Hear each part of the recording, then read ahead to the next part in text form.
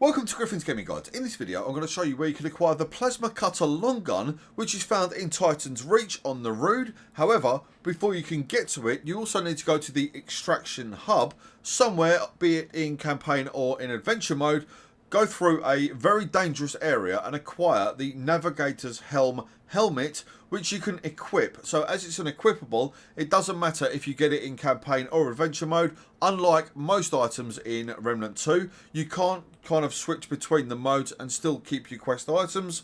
But as this is a wearable item, it's a piece of armor essentially that we're looking for, you can keep hold of it, which is very handy. So firstly, we need to go off to the extraction hub. Now you're going to know where you are, as there's basically going to be a massive machine slamming pistons down into the ground. You're going to hear an alarm from a long way away. You're also going to be able to hear the slams going into the ground. Now underneath one of these pistons, I can't tell you which one as the game is procedurally generated, so just have a look under the pistons, making sure that you don't get too close, as they will very easily squash you straight back to a checkpoint.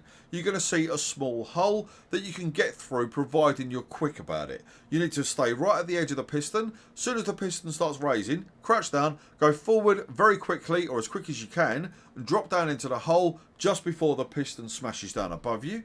You're then going to come to an underground kind of cave that is absolutely full of zombies. It can be a fairly difficult area to get through. However, once you've killed one of the zombies, which for me is completely random, it will then gift you the Navigator's Helm. You don't need to go and actually collect it from the corpse of the enemy. It will just appear in your inventory once you kill the correct zombie, and you're going to have to take them all down anyway, so bring some powerful AoE kit with you, maybe the Engineer archetype or the Summoner. Bring some powerful weapons, as this area, like I say, can be fairly tough. Once you've got the Navigator's Helm, we then need to go off and find the Titan's Reach biome, which will essentially be a crashed ship. Now you can enter through the side of a hole on the ship. Once you're in there, equip the Navigator's Helm, where a laser will scan you. If you're not wearing it, you will just get a kind of no from the machine. If you are wearing the Navigator's Helm, it will then open up the cockpit door, allowing you to go through and collect the Plasma Cutter Long Gun.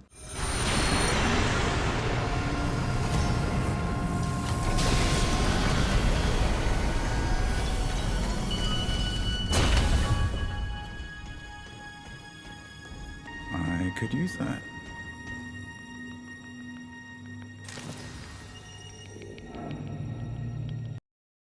Now the Plasma Cutter for me is a fairly good weapon, to be fair. It's got a magazine of 100, its base damage is only 6, but when you times that by 100 you're dealing 600 damage per magazine, which is fairly good. It's also got a pretty decent baked in ability. Now the Plasma Cutter's baked in ability is called Heatsink, which forces open the Plasma Cutter's heat vents, dispersing all heat. While active, Plasma Cutter generates 50% less heat, and ramping damage cap is increased to 3 times damage. Overheats automatically when deactivated, and it lasts for 20 seconds.